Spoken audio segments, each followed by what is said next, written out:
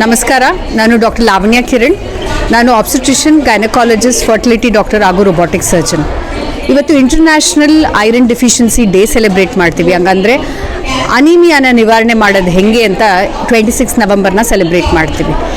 ಇವತ್ತು ನಾನು ಹಸ್ಮತ್ group of institutes ಕಾಲೇಜಲ್ಲಿದ್ದೀನಿ.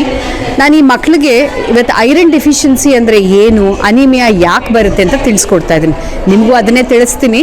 ಏಕೆಂದರೆ ಅನಿಮಿಯಾ ಅಂದರೆ ರಕ್ತದ ಕುಂದತೆ ಇರುವಾಗ. ರಕ್ತ ಕುಂದತೆ ಏನಕ್ಕಾಗ್ಬೋದು? ಕೆಲವಲ್ಲಿ ಗರ್ಲ್ಸಲ್ಲಿ, ಹೆಣ್ಮಕ್ಳಲ್ಲಿ ಏನಾಗುತ್ತೆ, ರಕ್ತಸ್ರಾವ ಆದಾಗ ಅನಿಮಿಯಾ ಜಾಸ್ತಿ ಕಾಣಿಸ್ಕೊಡುತ್ತೆ. ತುಂಬ ಬ್ಲೀಡಿಂಗ್ ಆಗ್ತಾ ಇರುವಾಗ ಅದನ್ನು ಕರೆಕ್ಟಾಗಿ ಟ್ರೀಟ್ಮೆಂಟ್ ತಗೊಳ್ಳಲ್ಲ. ಸೊ ಇದಕ್ಕೆಲ್ಲ ನಾವು ಅಡ್ರೆಸ್ ಮಾಡಬೇಕಾಗತ್ತೆ. ನ್ಯೂಟ್ರಿಷನ್ ಚೆನ್ನಾಗಿ ಬರಲ್ಲ. ನಾವೇನಾಗುತ್ತೆ, ಬೆಳಗ್ಗೆ ಇವತ್ತು ಊಟ ಸರಿ ಮಾಡಲ್ಲ, ಊಟ ಬಿಡ್ತೀರಾ ನೀವು, ಅದನ್ನೆಲ್ಲ ಮಾಡಬಾರ್ದು. ಈಗ ನೀವು ಕರೆಕ್ಟಾಗಿ ಊಟ ಮಾಡಲಿಲ್ಲ ಅಂದರೆ ಐರನ್ ಡೆಫಿಷಿಯನ್ಸಿ ಖಂಡಿತ ಆಗುತ್ತೆ.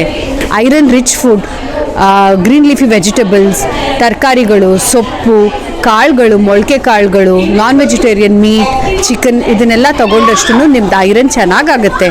ಅದ್ರ ಜೊತೆಗೆ ವಿಟಮಿನ್ ಸಿ ರಿಚ್ ಫುಡ್ ಏನೇನು, ಆರೆಂಜ್, ಮೂಸಂಬಿ, ಆ್ಯಪಲ್, ಆಮ್ಲ, ನಮ್ಮ ನಲ್ಲಿಕಾಯಿ, ಚಿಕ್ಕ ನಲ್ಲಿಕಾಯಿ, ದೊಡ್ಡ ನಲ್ಲಿಕಾಯಿ, ಇದು ಪಪ್ಪಾಯ, ಇವೆಲ್ಲ ವಿಟಮಿನ್ ಸಿ ರಿಚ್ ಫುಡ್ಗಳು. ಇದನ್ನೆಲ್ಲ ನಮ್ಮ ಐರನ್ ಚೆನ್ನಾಗಿ ಬರಬೇಕು ಅಂತ ಅಂದರೆ ಇದನ್ನೆಲ್ಲ ನಮ್ಮ ಆಹಾರದಲ್ಲಿ ತಗೊಂಡ್ರೆ ನಮ್ಮ ಐರನ್ನೂ ತುಂಬ ಚೆನ್ನಾಗಾಗುತ್ತೆ.